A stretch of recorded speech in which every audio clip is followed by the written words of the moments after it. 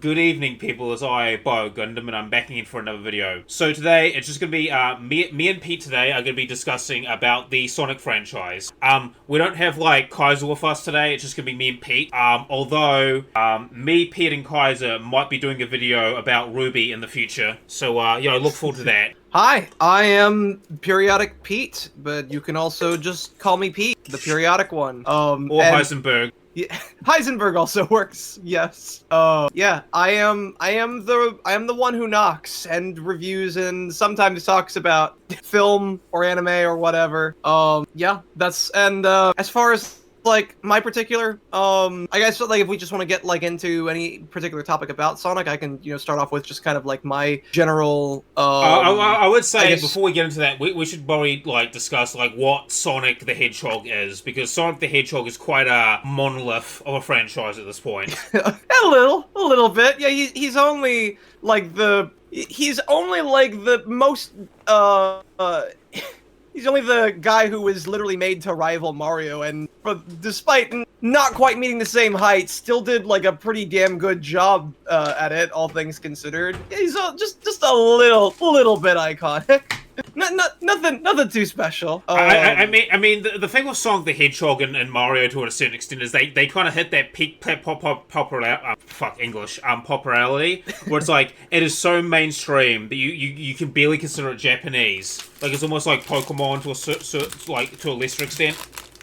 Yeah, like the people were freaking out when like Mario and Sonic were like these, two such polar opposites and iconically known as like opposites, or rather, I guess specifically Sonic was to Mario in a sense, that like people freaked the fuck out just at the release of some random party game that featured both of them in the same game, and then it spawned several sequels. And like it's a fucking Olympics party game, and like it freaked everyone out at the idea of having these two characters in the same game. That's like how like known both of them are, and how like dichotomous they are to one, whether intentionally or not. Yeah. I mean, as far as my introduction to the series, I've pretty much grown up on Sonic. Like I know that people will say, "Oh, I grew up on this or that," or like I might say some things like that. Sonic 3 and Knuckles was the first video game that I ever played. On the original Sega Genesis. That I don't remember if it was my older brother or if it was my dad who owned it, but that was the first game that I ever owned, or sorry, that was the first game I ever played. And I want to say the first game that I ever owned was the GameCube port of like Sonic Adventure, which I had also played when it was on the Sega Saturn. There's just a lot of experience that I've had with Sonic, just kind of like growing up. A lot of memories and that kind of stuff. A lot of things about like just the general robots that I also liked in terms of like design. There's just a lot of things about Sonic in general that I've really liked. I've grown up watching the Saturday morning cartoon, Sonic or anime, Underground. I watched that too. Yeah, I've watched pretty much every cartoon that there was prior to like 2016, like both Saturday morning cartoons, Sonic Underground, Sonic X, the fucking OVA anime. I've read the comics. It's a series that I have been deeply. You've been playing it quite regularly on your channel, so that's partially why I brought it up, because I thought, like, it's been an interesting topic to discuss.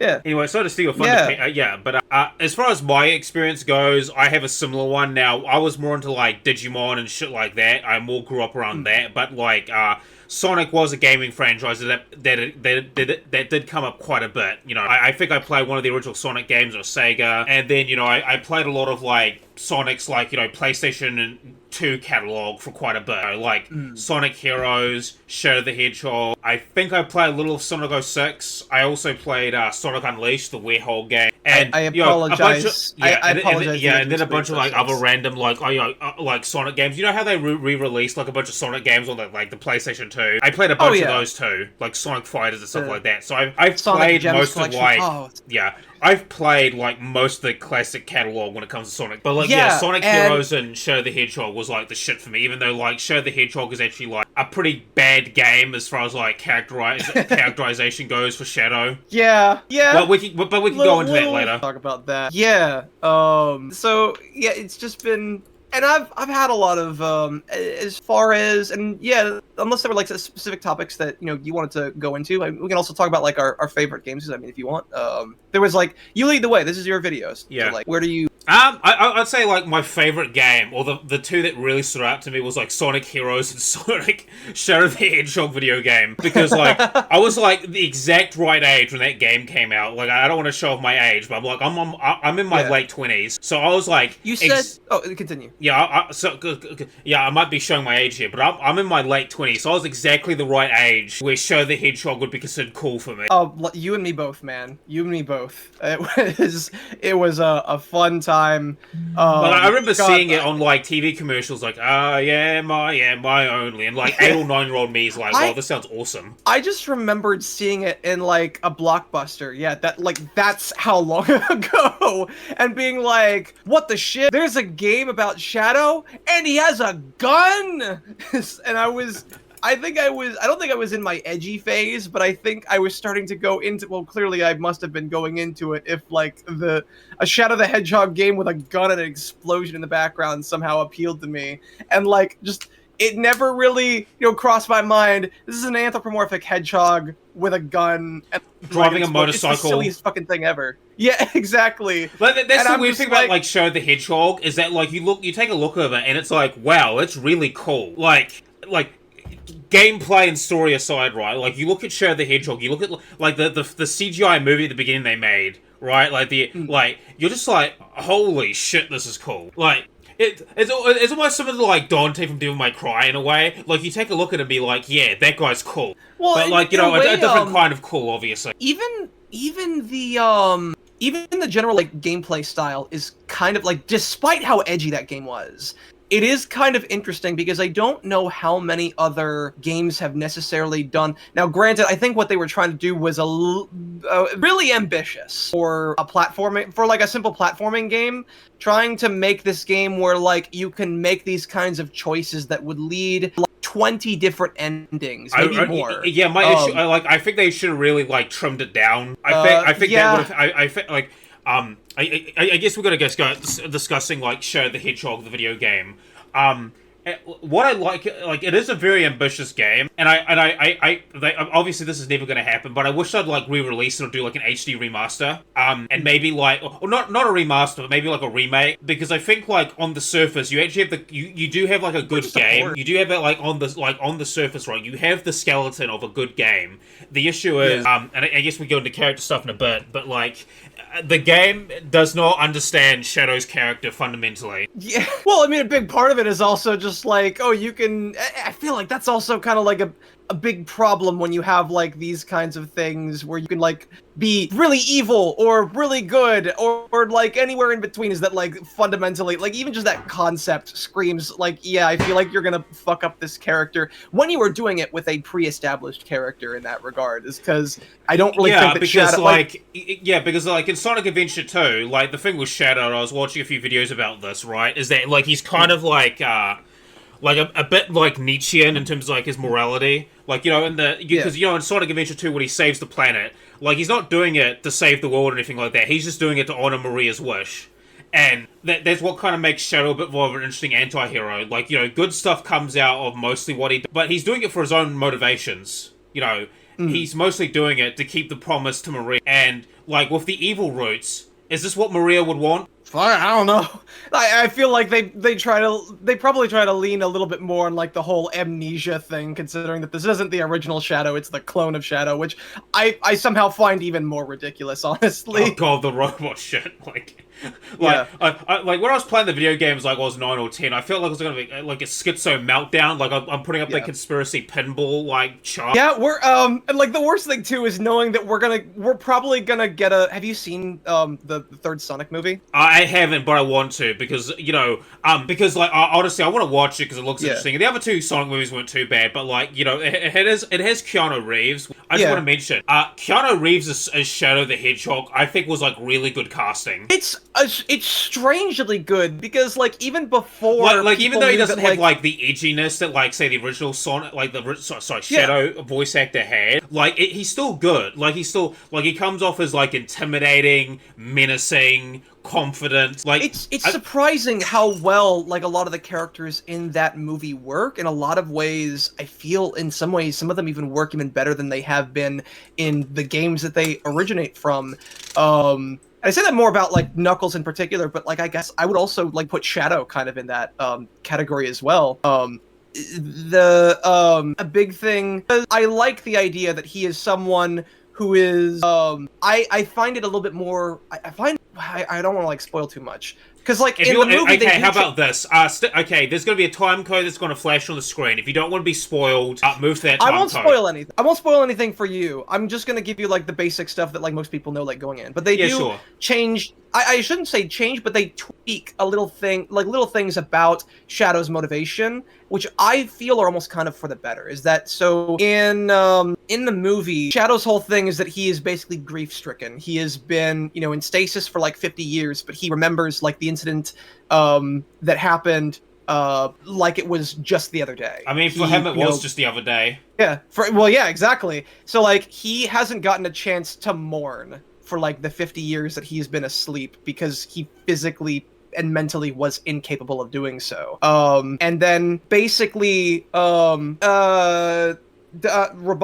is basically taking advantage of this for him, like, to basically get him access to this super weapon that he built, that was built, the Eclipse Cannon, and using Shadow's help to basically power it, and basically just taps into Shadow's grief in order to, like, make him revenge hungry, basically. Instead of it being, motivated out of a misconception as to what he promised Maria, Shadow remembers, like, clearly the promise that he made to Maria, but because he is so grief-stricken that he, feels this desire for revenge and to just end all of it and just hates all the people that did all this stuff to him. The way I almost find that a little bit more realistic, in a sense, is that he is they focus a lot more on, like, the grief and how he hasn't gotten a chance to move on. And I won't, like, spoil anything. Okay, saying this, but it's very interesting, like, take on the character. I mean, the funny thing is that, like, the people that would have, like,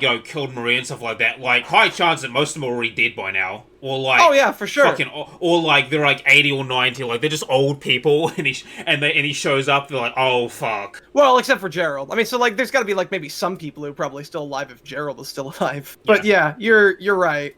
But, like, that's the thing, too, is that, like, grief doesn't work like that. No, it doesn't. It's, you fucking... And that's what's so cool about it, is that, like, he's just all... You fucking took everything from me. Now I'm gonna take everything from all of you. By the way, I just want to say, Jim Carrey is, like, the Eggman, also great casting, too. I was not, like... I'm surprised how quickly I warmed up to Jim Carrey as Eggman, because, like, when I first heard about it, which, granted, this was also back when, like, Sonic's design was much different. Oh, so there was a lot, Sonic, oh god. There was a lot less, goodwill that I had towards the idea of a live-action Sonic movie, especially with, like, the very concept of, like, a video game movie in live action. There was so many things. We all know this, like, live action movies based on video games or anime or stuff doesn't usually translate well. And yet, despite me not really having, like, even though I still think that, like, the movies are kind of mid, they are, like, still monumentally better than I expected them to be, and despite not really thinking that they're, really high quality, they're very fun. They're extremely fun. Especially, too. I really like Knuckles. Yeah. I think movie Knuckles, is the most Knuckles that I've ever seen.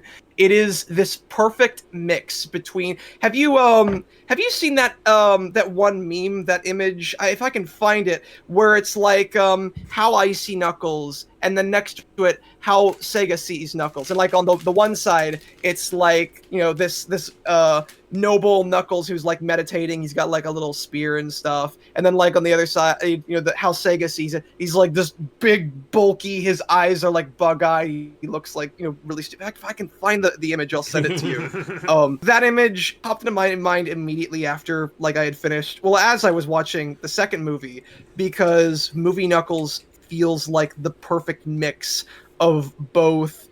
He's a noble protector, but also he likes to drop kick and shit kick as well. Yeah, he is. Yeah, he's fucking stupid, and like part of that is also because like he's a well, I shouldn't say isolationist, but like he has been isolated from like normal society for whatever reason or another, and so because of that, he doesn't understand like him being social cues stupid and makes stuff like sense. that. Like actually, him being stupid. Yeah. Actually, I mean, him being stupid actually kind of makes him the best protector, because like he's always going to stick on task. He's not going to have like, you know, he's not going to question it or like question the existential of like, what am I doing with my life? Like, no, he's a simple man with simple pleasures. You know, he's here to protect the Chaos Emerald and beat the shit out of anyone who tries to steal it. Simple as. Yeah, if like someone tells him that, oh, this person stole your emerald, he's not gonna, you know, question that twice, because like he lives on an island, he lives on a floating island, probably never actually gets to speak with a whole lot of other people. If someone tells him like where his emerald is, like, deception? What's that? Like there is a lot about like that, you know, stupidity, but also that, you know, nobleness that kind of go hand in hand with one another. But I feel is, even in instances where I do like Knuckles' character, it's never quite nailed down like it was with Idris Elba in the second movie. Good God, Idris Elba is such a good Knuckles. I like his voice, but like, yeah. I mean, the thing with Jim Carrey as Eggman is that like it looked like Jim Carrey's having fun again. Like you can almost like tell that he's having fun and he's enjoying this, which I think is nice, because some of the like more recent movies I've seen with Jim Carrey, like excluding like some of his more serious ones, like you can kind of tell that Jim Carrey's not having fun. Like there's almost like he's like, oh, you know, like he's enjoying himself, but he's not like really enjoying himself. And I think like Eggman is almost like, you know, him going back to like his Ace Ventura days with the mask. He's like, yeah, he's got the fly on the wall. And yeah. There was, what was that one movie that was directed by the same guy who did Synecdoche, New York? It was a really good movie, but I heard some people saying that Jim Carrey wasn't a fan playing in it. God damn it. It was like a really long title, the something luminous nothing. I forget what it was called. But like, suppose I've not seen it yet. Once I can like figure out the name. But I heard that it was like really good, but Jim Carrey really didn't get a whole lot of chances for him to, you know, be Jim Carrey like he can in The Mask, in Batman, in Ace Ventura, in The Grinch, that kind of thing. Yeah, like I'm not saying that Jim Carrey can't do like other roles, but like what he is best at is that. Like exactly, that's what he's good at. Oh yeah, and like great on, and like clearly he loves being Eggman, because despite officially being retired, I believe he has come out and say that he will come out of retirement exclusively to play Eggman in future Sonic movies. Like that is how much he likes this character. Apparently, is that even though he is technically retired, he will. Well, I think he's like semi-retired basically. Like he's open to work, but like he doesn't really have to, because, you know, I mean, Jim Carrey. No, he doesn't have to. I don't think he has to work at all. Like he's, you know, I mean, listen, he's not like Tom Cruise. Like, he doesn't have like. I would call him like semi-retired, basically, where he's like, he's not actively taking jobs, but like, hey, if you offer him and he likes it, yeah, like he'll take it up. Yeah, it's to my understanding, it's like the James Woods situation with Hades, is that like James Woods loved playing Hades and Hercules so much that he has said that anytime someone I don't know necessarily if Jim Carrey is this devoted to Eggman as as James Woods is, but like James Woods said that he will like in any kind of instance where in any kind of like project where Disney's Hades is featured, he said that he will gladly play in like even in the original Hercules, he had offered to go without pay to make up for going over budget on animation because he loved playing the character that much. Now, again, I don't know if Jim Carrey, loves Eggman that much, but clearly, if he has said that he will come out of retirement more than once, mind you, because I believe he had officially announced retirement after the second movie. But the fact that he has said that he will come out of retirement to play Eggman, not once, but supposedly, possibly a second time with the next movie, is really, I feel like that is a testament to how much he likes playing Eggman in particular. Yeah, because I also think in a way, because obviously Jim Carrey's getting old, like all of us are going to get old eventually. I mean, I think in a way, it's also him to relive, like, a bit, not his glory days, but, like, to be back to his roots in a way. Because, like, the way he portrays Eggman, like, it's very, like, Ace Ventura, The Mask, like, I mean, we should stop talking about celebrities, but, yeah. Yeah, but, like, I'm just like, wow, this is fun. Like, he's having fun. Yeah, he really nails down, like, that very goofy Eggman, kind of well, he's like a bit mustache twirling and kind of evil, like, he's got, it's like oh my god, Jim Carrey is Dr. Doofenshmirtz. That would be great. Oh my god. Okay, make it happen. We got a hedgehog? Sonic the Hedgehog? I think Jim Carrey's a bit too old to do, like, Dr. Doofenshmirtz, no. But like, I could see him doing Dr. Doofenshmirtz. Like, I think he could pull it off. Yeah, I mean, in fairness, I hope we don't get a live action. I mean, I'm not hoping we get that, but if they ever did that, like, do Jim Carrey. Yeah. Like, I think it'd make a great Dr. Doofenshmirtz. Congratulations to the evil. And in fairness, like, Doofenshmirtz's voice actor... Oh, no, he's got... Okay, yeah, I could see Jim Carrey doing that. I'm not sure I would, like, encourage a live-action Phineas and Ferb. Oh, no, I think Phineas and Ferb is great as a cartoon, but, like, yeah. God. For sure. Yeah, I don't think you can beat that voice. No, it's I don't think you just that good. Oh, God, it's turning into a Phineas and Ferb discussion, maybe, for next time. No, this is... But yeah, so, and it's cool too, because, like, Eggman has had a lot of different kinds of, like, portrayals, from, like, goofy ass to, like, really, like, look no further than the Dr. Robotnik from the two Saturday morning cartoons. Oh, God. The story of opposites, man. Like, one of them is like this Sonic, like, Dr. Robotnik and Sonic Underground is, like, actually, like, fucking intimidating and evil. Well, with Dr. Eggman, it's kind of like, oh man, he got me this time. Well, I got him back. It's kind of like more of a back and forth. But, dude, like, fucking Jim Cummings as, like, Dr. Robotnik is one of the most fucking terrifying things as, like, a child. Like, just that deep, menacing voice. Just, excellent. I will one day catch that menacing hedgehog. It's so fucking good.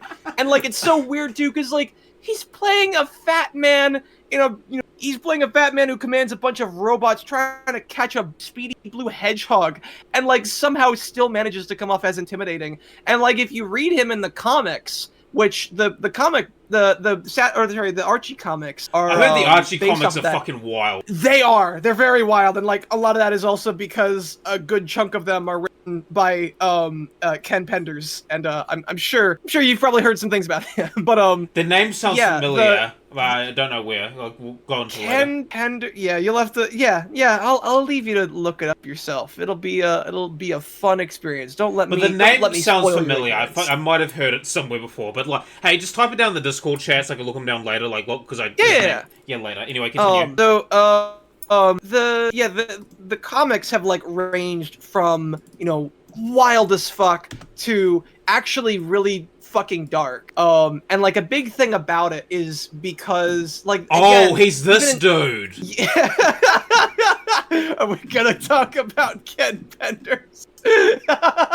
Okay, continue. Okay, I thought I heard about him somewhere. But, like, so Archie Eggman, he is, and, like, this is also because of, like, the wildly varying tones that the Archie comics have had over the years. Like, that's a series that has been ongoing for years. I think more than, like, a decade. I don't remember when it had officially been dropped, but, like, it's amazing how, like, you can have, in one comic, you have, like, oh, big, fat, red, jolly guy who's getting mad at a blue hedgehog, and then in the next one, you'll have, like, Eggman having, like, a complete mental breakdown. You can see the fucking demonic red in his eyes beneath his glasses. I'll just put this image up for you so you can kind of see. Maybe I should use that as the thumbnail. Like, you have that in the background. You have like the green hill, and then just like somewhere in the background, just like, I hate that Gundam. Some shit like that. But then there's other stuff too. Ah, God, if I can find one of his, there are some times when his face. Oh Jesus, this is a good one. This is really good one. Oh no. All right. Yeah, no, we're just gonna... This is the Pete scares the shit out of Gundam with, like, freaky-ass Archie Eggman images. Oh, what God, the fuck? Yeah. This... And I love it. I can't get enough of it. I need more of it. And, like, it gets... And this isn't even, like, my favorite parts of, like, how Eggman is portrayed. Look how fucking menacing he looks. Like, this guy looks like... It's like Dr. Jekyll and Mr. Hyde. Like, you have Goofy Eggman as Dr. Jekyll, and this is, like, Mr. Eggman. Yeah. Oh, for sure. No, like, Eggman, he's... dude... He's actually really intelligent in a lot of these kinds of comics. I want to tell you something. So, like, we know Dr. Eggman is a guy whose entire power relies on machinery. He, like, commands a giant army of robots. And, like, a big thing about him is how he's almost like a villainous Batman in the Archie comics, and how insane he is able to, like, come up with a bunch of these different kinds of plans. So, like, yeah, he's a tech whiz, basically.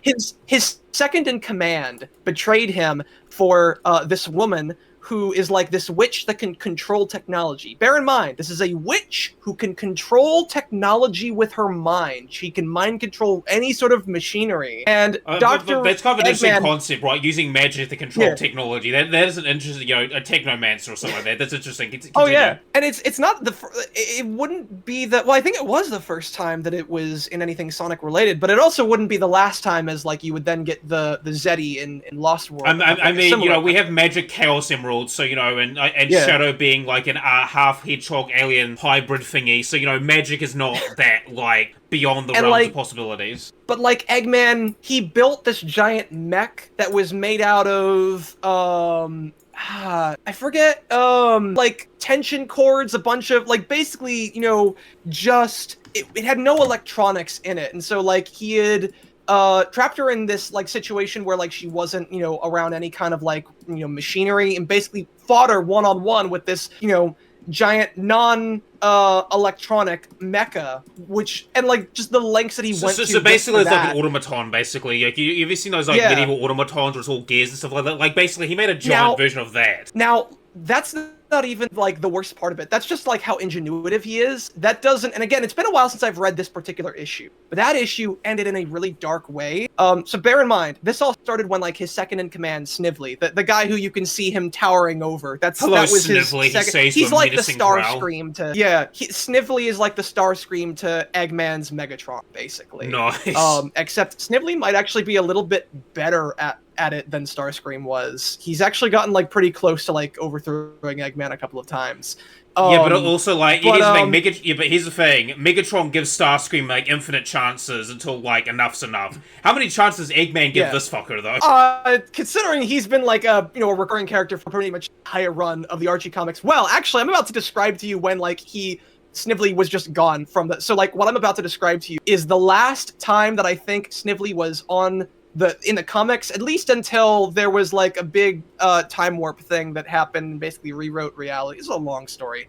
But, so, in this fight with this, technomancer lady and his former, second in command, so he beats the crap out of them, takes them back, and I forget what he says. He, like, convinces them, he's like, oh, things are all good, I think he has her, like, in a submissive kind of state, and is basically like, he makes this, again, it's been a while since I've read the comic, but he makes this deal where he's like, I'll let you two, you do your thing, you two can be together and that kind of stuff. I have, like, this cool deal working out and we'll all rule the world together, and she goes along with it. Now, later, we see in like another panel that the Snively that like, you know, she's now, you know, with actually isn't the original Snively. It's like some sort of android, basically, that has like all his memories. And so Eggman then goes back to like this isolated prison cell where Snively is just alone and, you know, miserable. And Eggman basically gloats to his face, "Oh yeah, now I have your girlfriend basically under my thumb, now that I have like an android version of you to basically, you know, trick her, and you're just gonna sit here in the cell and rot forever. I win, you lose." And that was it. Damn, like, that is fucking cold. Eggman is really, really fucking cold. And going back to like some of my favorite artwork of him, it's stuff like this when his face is like shrouded in a shadow, and all you see are like the tint of his glasses and the white of his big ass smile. This villainous fucking smile. It is something that, like, it's so insane to me how you can take a character like this and kind of like portray him. I just came up with this. Like that second panel you linked to me. Like it's like Palpatine. Like he looks a bit like Palpatine. If you notice like the ridges and stuff like that and the wrinkles, like he looks like fucking Palpatine. Way. Oh yeah. Here's another one. This isn't from the Archie comics. I think this is from the IDW comic. It's stuff like this shit. Ooh. Where all you see are just his glasses and his fucking smile, that absolute shit-eating grin, and being like, what the fuck does this man have in store for you? Because it's kind of terrifying, the kind of stuff that this guy, like, well, you know, when Dr. Eggman is serious, we get, like, fucking Palpatine here, and when he's not being slightly serious, it's like, what fresh hells is he gonna unleash upon you? Yeah, exactly. Oh god, here's I think just a big compilation of all of his. They milk the shit out of like him being in like in darkness in the IDW comics, which granted I have not gotten caught up on, but I've seen a lot of artwork of just a bunch of these different, you know, he's just in a shadow and all you see are like his glasses or his smile, and it's just the image says it all. It says everything. I think what works with it is what you can't see, right? Is what you can't see. You know, it's like you know, you're out walking and you hear a noise outside the dark. And you look outside the window. You don't see anyone, but you see movement. Like, you know that something's out there, but you don't know exactly what. Is it like your dad returning back home, or is it some sort of stranger? Like that's what I really like about the shadow stuff. Is like what you don't see. Mm-hmm. Yeah, but that Archie panel's fucking terrifying. Like it's fucking Palpatine. And like in fairness, there have definitely been some times when like he's not been the most intelligent. He, you know, in the comics, he's had times when he's been outsmarted and that kind of stuff. But that's also kind of, you know, well, what kind of like villain would he be if like he didn't take, you know, wins and losses, or like if he only took, you know, losses. And it also wouldn't be much of a story if he only took, you know, wins. It's this interesting kind of like way that he's been portrayed. And again, like he's also had like a bunch of different iterations from a bunch of different writers, even just in the Archie comics alone.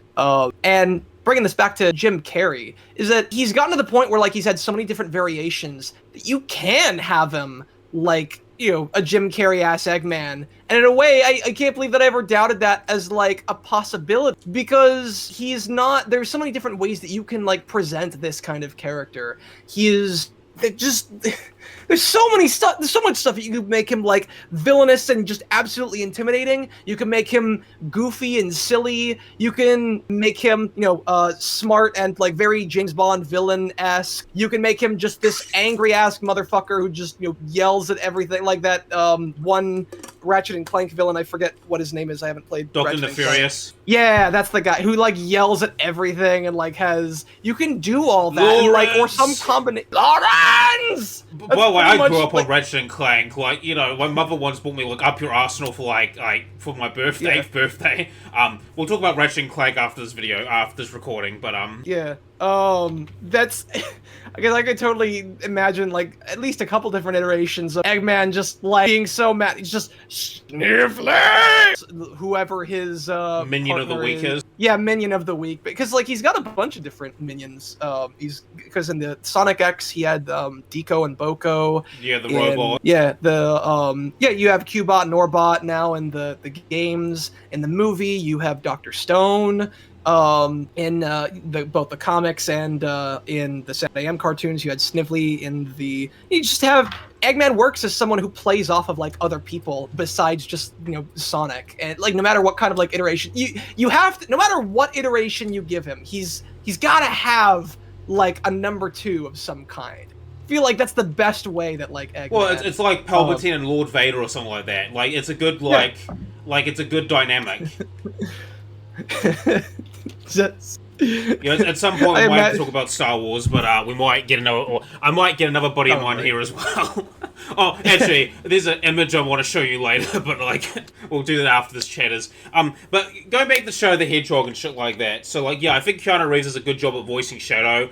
Going back to the Shadow the Hedgehog video game, I just feel like it doesn't do justice to his character, and it doesn't give you like a logical reason for why he would turn evil. Like, if anything, I could see Shadow just going down the neutral route or maybe like the heroic route, and this is just based on like, his actions in Sonic Adventure 2. Like, for Shadow to go like evil, like shit has to go like south, like things have to go like so bad for him that he considers that option. Yeah. And also just it's also really hard too, I think, with how ambitious because like they were trying to make the issue with like Sonic games, right, is you're supposed to go fast, and it's kind of hard to go fast when you're pausing to shoot with your gun.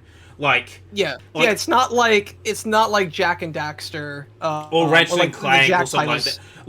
Like it's not like Jak and Daxter, Ratchet and Clank, or Sly Cooper or anything like that, because like and this is going into like game mechanics that like the gun play fundamentally goes against how you play Sonic or Shadow. They're supposed to be like fast, snappy, fast. Yeah, and a lot of the level design too, from what I've seen, it doesn't really. There are like these platforming sections, and then like they will come to like a halt with like these combat sections, or in some cases you can just like run right past them. There's just some weird. Honestly, I feel like the Sonic 06 level design, for as bad as that game is much better than like a lot of the stuff that I see in Shadow the Hedgehog, which just feels like here's a room where you will either do some mild platforming or you'll fight these guys, and a lot of times I feel like they're also just not great for like exploration, which is kind of important in some of the levels where like one of your goals is specifically to explore and like find these top secret discs, or find the computer room. That's the issue with Shadow, right? Is that some of the game mechanics outright contradict or go against like the main game philosophy of like Sonic in general,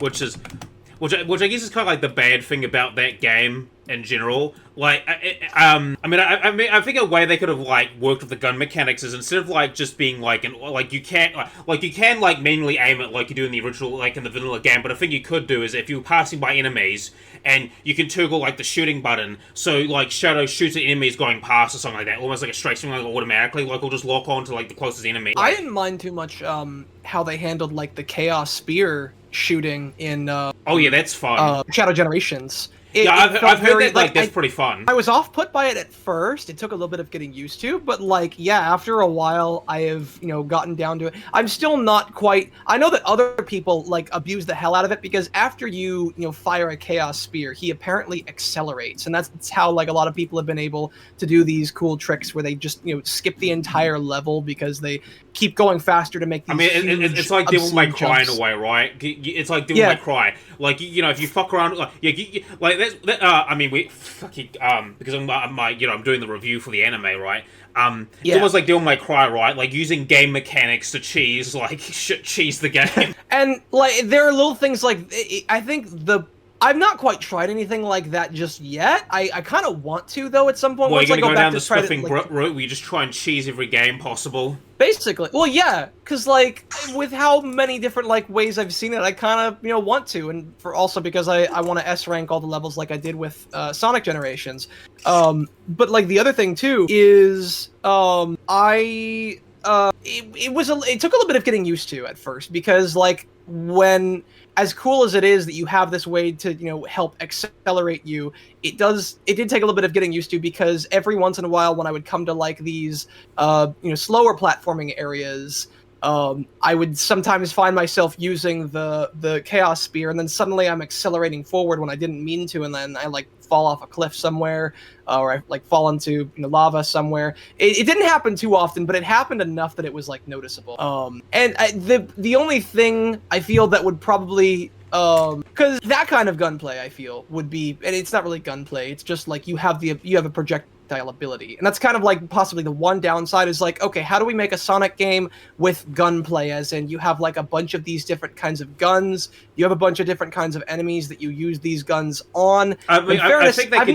I think with the technology nowadays, I think they could probably do it much easier now. I mean, another way you could make is that maybe some enemies are weaker to gunfire than others, so you have to change up your tactics or something like that, because that was the thing what I kind of liked about Jak and Dexter, or like Ratchet and Clank, is that sometimes certain weapons were better in certain situations than others. Yeah, that's the cool thing about gunplay in like certain games, is being like, oh, what kind of abilities would be better used here, like how best can I like fight these kinds of enemies, and really that's just kind of like combat in general.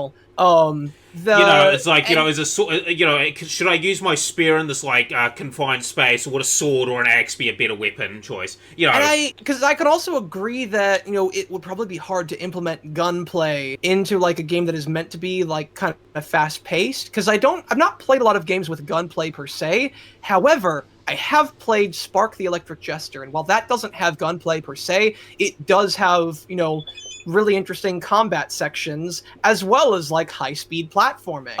I played through the second game, and I'm currently playing through the third one, on and off. But like, I feel like there are definitely better ways that you could implement, gunplay, or just general gun combat in a high-speed, platformer, like Shadow the Hedgehog. There's no doubt that you could do that better than that. It would probably be difficult just because like those two things are very dichotomous, because stopping to fight all these enemies and then also like going really fast because you're in a high-speed platformer, I can understand like that feeling a little bit jarring, and I recall that kind of being a criticism. Yeah, that was just kind of my issue with Shadow, right? Is that like it's a fun game on the surface, but when you really get in the meat and potatoes of it, it's very clunky. Like, not even like old game clunky, like it's just clunky in general. And going on to like Sonic Unleashed, okay, going to Sonic Unleashed, I liked the day levels. However, I found Chip annoying as fuck, and the warehouse levels are very like boring. Like I like the idea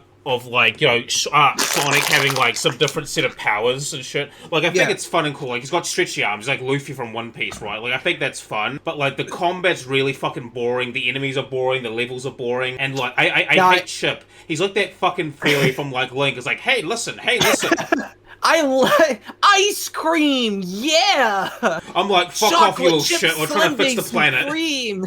Now I gotta ask, because you said that you played this on the PlayStation. Was this on the PlayStation 2 or 3? Oh, okay, good. Okay, so, yeah. No, I definitely understand that. It could have been worse. I will just say but that. I don't think it's as bad as people say it is, but like, I'm just like, there's a lot of room for improvement. Like, it's not like I don't like that solid game. Like, I like Devil May Cry, for fuck's sakes.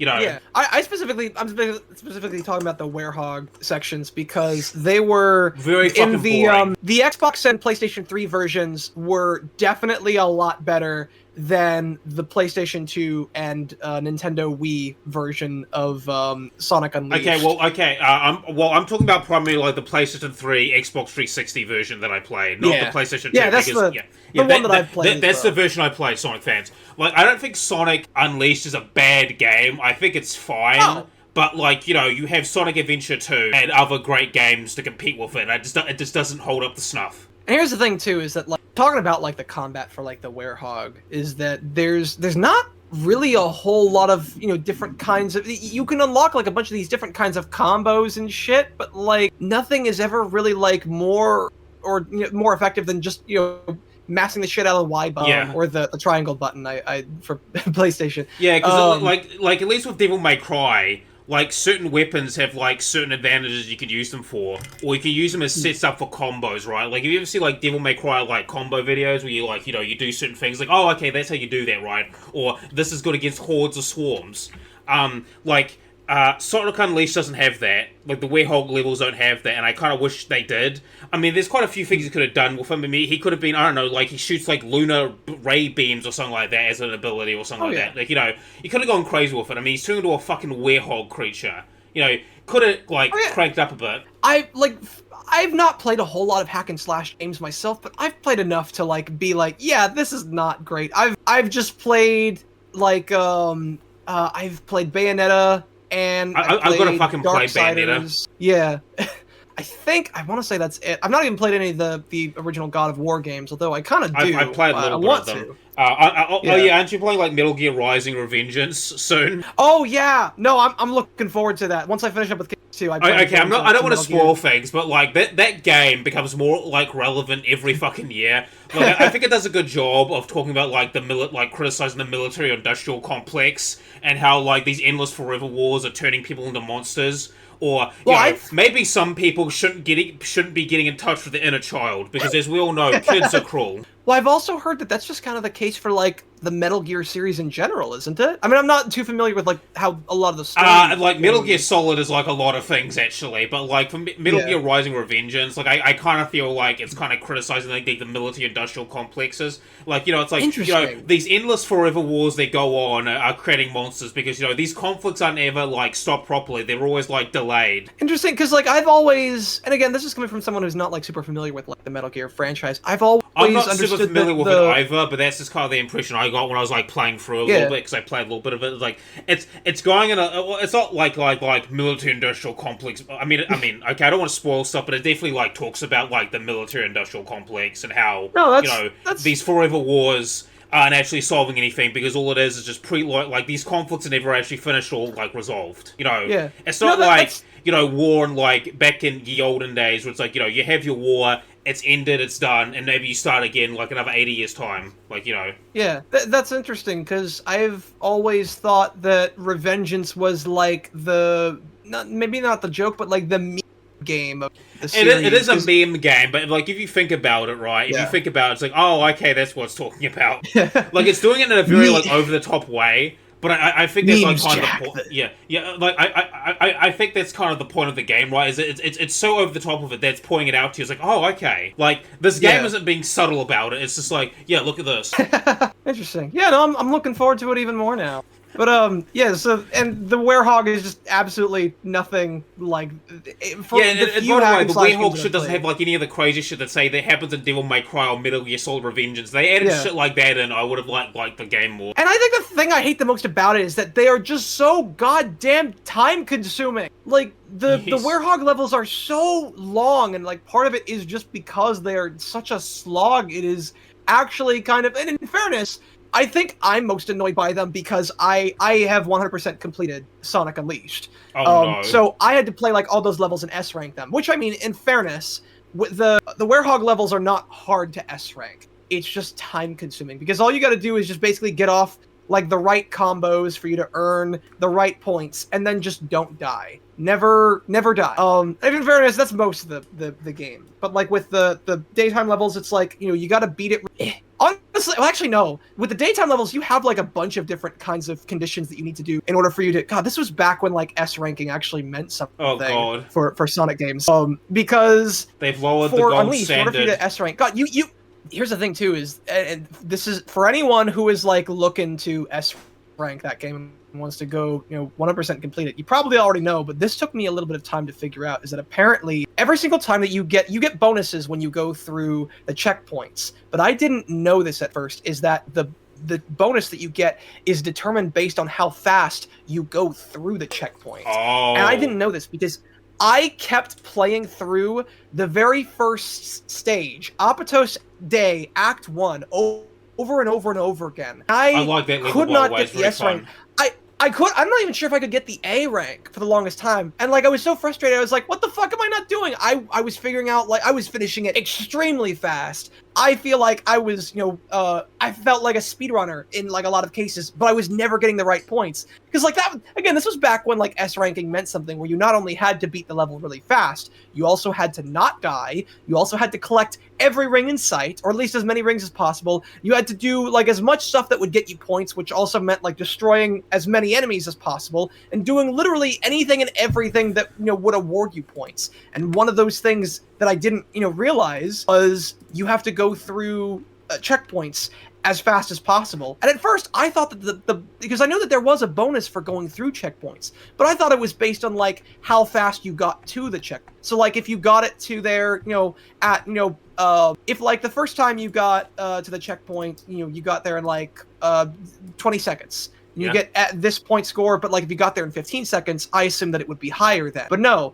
it doesn't matter how quickly you make it to a checkpoint. You have to boost through it in order for you to get like the maximum amount of pointage from it. And I did not realize that. And so there's just all these different conditions for like the daytime levels. And then for the nighttime, it's literally just do as many combos as possible and you will just rack up points. And then so long as you don't die, you will never lose them. And again, a little bit easier said than done, because as much as I would like to, I wish that like the nighttime stages were just combat. If it was just combat, but no, it's also platforming, and the platforming is not always the best either. I'm looking at you, Empire City, with your fucking spiked little tight ropes and ledges, so that you can't like just climb on a bottomless pit. It was so painful to fall down a bottomless pit, not because like there was anything particularly hard about it, but it was because if you died once, your points go back to 0, and you have to start the entire level all over again. You have to grind for all those points again. You have to, like, get all those combos again, wail on enemies, whittle them down to, like, as little bit of health and keep them there so that you can keep getting points with combos and whatnot. And it's time consuming, and that's what it was. Never hard, it was just time consuming, and I hated that too, because it was the thing that I didn't want to be doing in Sonic Unleashed. I wanted to be doing the daytime stages. Sorry, I've been going on about like the nighttime stages. No, it's fine. We're going on random bullshit for a while. Since we let's go and move on to some of the cartoons and stuff before we like get into some of the characters, more of the characters. Well, because this conversation probably like Keanu Reeves, and we don't need to suck his dick. Keanu Reeves, great guy. Apparently. Anyway, absolutely breathtaking. National treasure. He has to be protected at all costs. Anyway, Jim Carrey is also pretty fun too. I did grow up watching a little bit of Sonic Underground, but I barely fucking remember it, so I'm just going to talk mostly about Sonic X.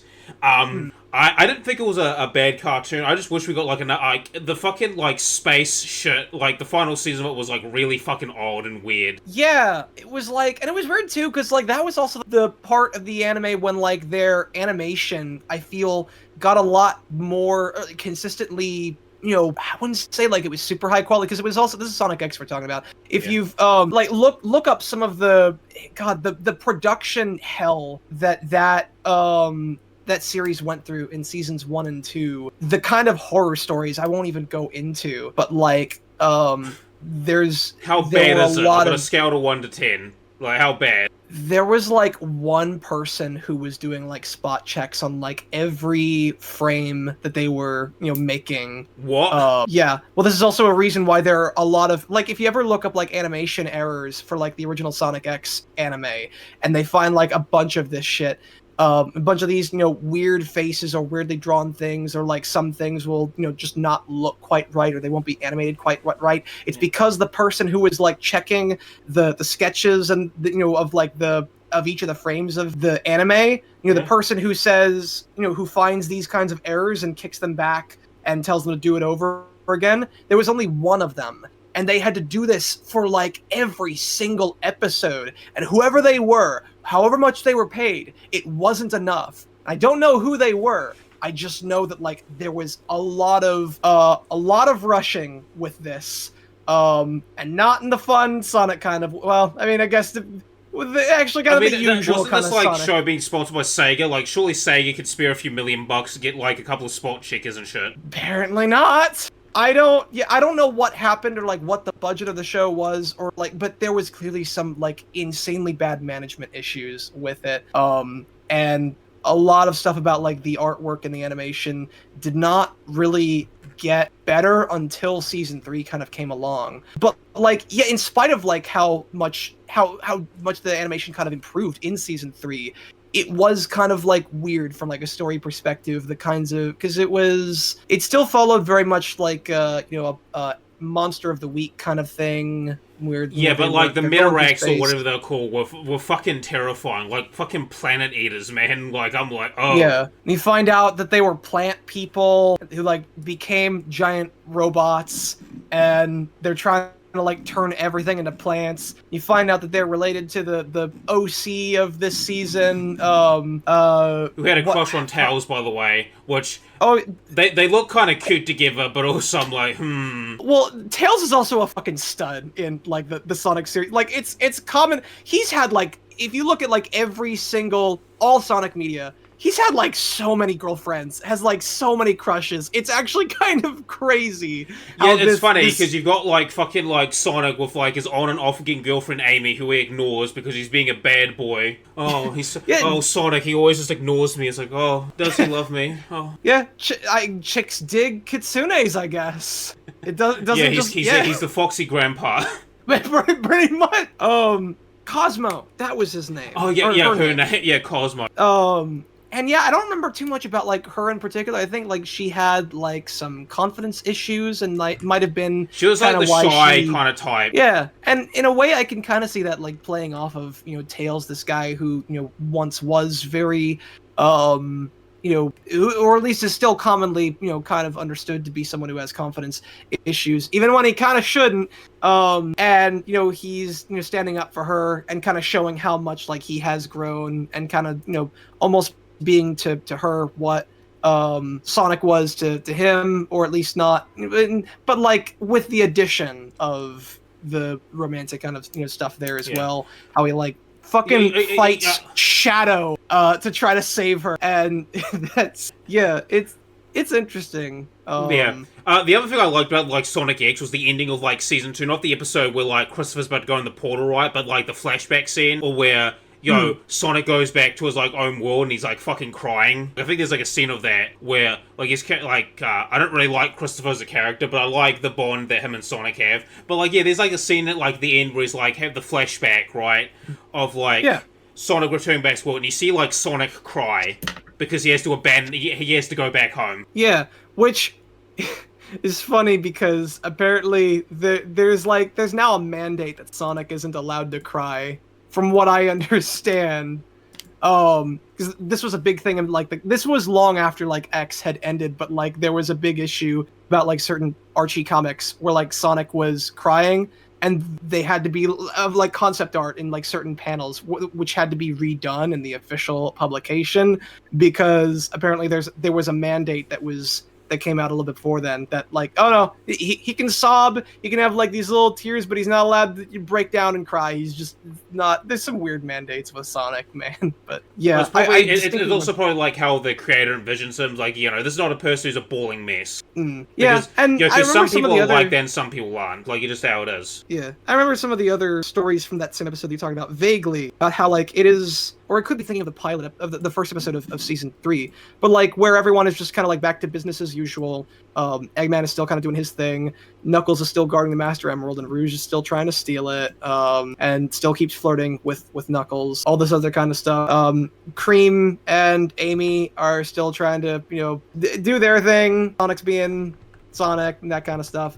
Yeah, I think I vaguely remember that episode, but I also kind of remember that episode kind of being interesting. And honestly, I wouldn't mind seeing another attempt at like a Sonic anime, and I partially say that because I would kind of like to see a Sonic series that isn't CG. I've heard a lot of mixed things of like Sonic Boom and whatever that other show was.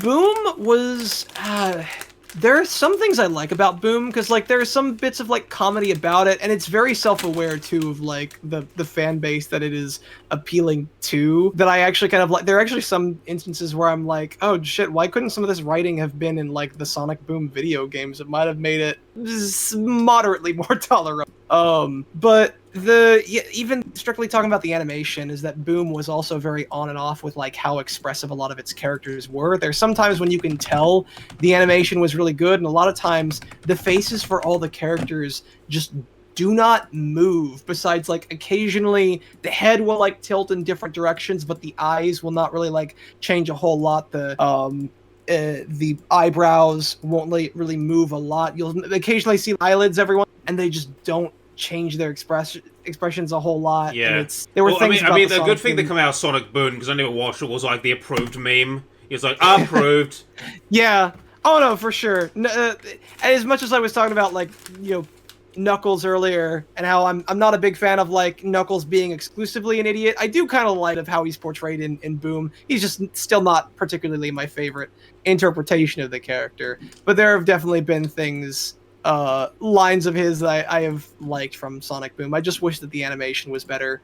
As for the other CG animated Sonic series that came out as of late, I've not seen Sonic Prime, and I've actually not heard anything about it, which is kind of weird because maybe it's not that weird, but it's kind of been like this nothing burger of a show.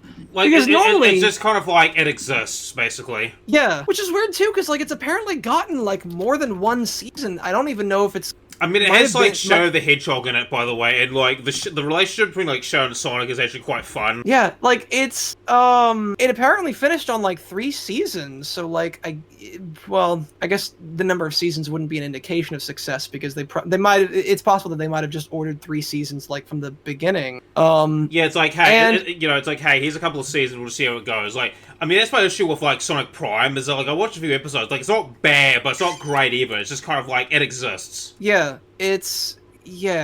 I've never really been enticed to watch it, which is crazy because I was interested enough to watch Sonic Boom after the Sonic Boom game came out, the absolute train wreck that was. Yeah, I've heard stories. Oh yeah. It's just, yeah, I don't know. I've just never really, and part of that is also because it's on Netflix. So, and I don't really. Yeah, you don't use Netflix. You're more of an Amazon guy. Yeah. You feel like, especially with like Netflix. This is the site that Netflix and Disney Plus are the two that like I pirate almost religiously, because Netflix, just because their prices are ridiculous. I'm sorry. I'm not paying $23 a month just so I can, watch shows and movies without ads. Okay? It's not happening. I remember the days when like you could do that, at well, here's the thing. Why do you here's the thing. You're watching Netflix so you don't get ads. Like, what do you think you're paying them for? Yeah. Well, actually, we can save this conversation for after, because we don't want to get into that. No, for sure. But like, yeah.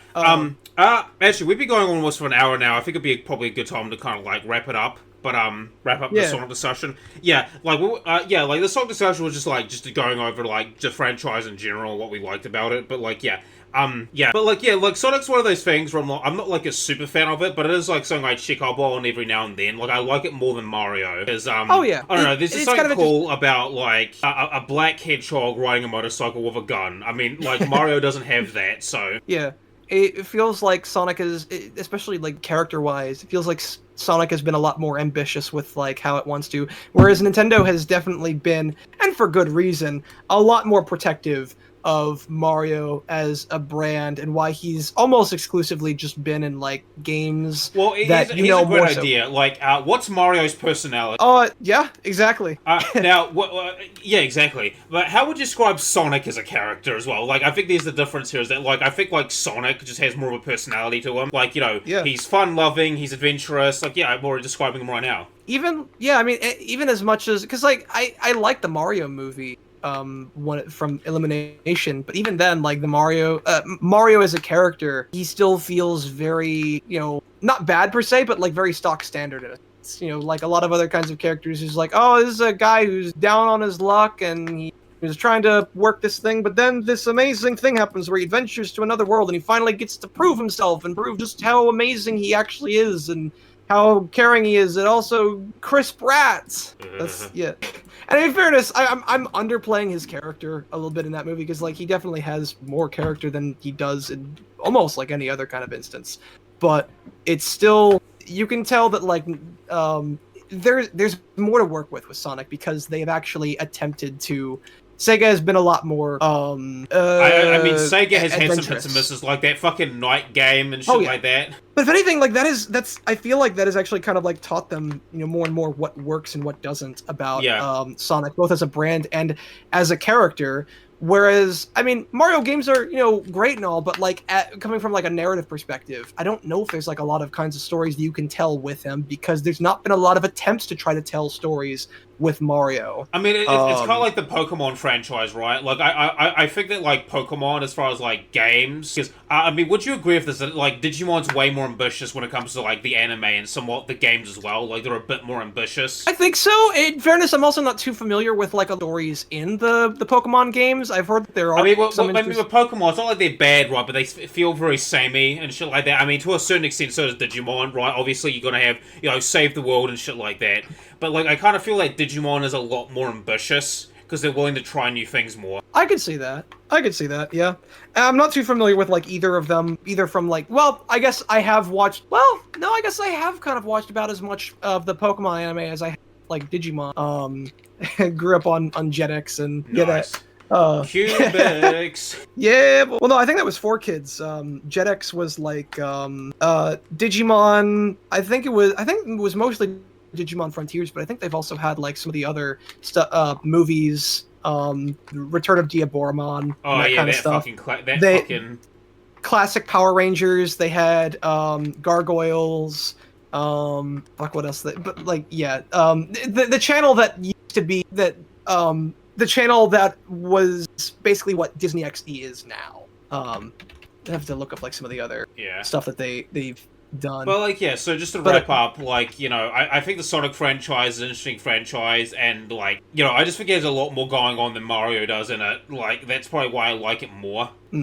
And also, there's, like, the Shadow Cool factor as well, so... Yeah, I like them about the same as far as, like, as far as games, I suppose. Or I guess I think I lean more so towards Sonic just because, like, it is, it appeals to me a lot more. But I do get, like, some kicks off of, you know, Mario and such. I've, you know, liked a lot of the kinds of stuff that they've done as well. But yeah, Sonic has always just kind of like held a special place in my heart just because like I've grown up with it a lot more than I have Mario. But yeah, I see that. Yeah, and here's the thing, I've played the original Mario 64 game on a PC emulator, so like I had fun with that. Yeah. Oh yeah, for sure. And the original Smash Bros as well. I mean, I feel like that's also that's gonna be like on every gamer's bucket list is like you gotta play Mario 64 at some point because that game was revolutionary when it came out. It was like fucking wild when it came out. Yeah, it's partially what inspired Kingdom Hearts and probably like a bunch of other because like that was also around the time when a bunch of other 3D platformers were coming out, like, you know, Crash Bandicoot. I know that there are others I came to mind because I bad platformers. Yeah, we'll save that discussion for like another video. Yeah. All right. I'll let you wrap it up. Yeah, let's just wrap up. So, I hope you guys enjoyed this discussion or this random stream of consciousness. It's like, you know, just like a quick video that me and Pete decided to throw together. Just like, hey, let's just shoot the shit about Sonic for a bit. Something different. Oh, yeah. It's been real fun talking with you. Yeah, it's very fun.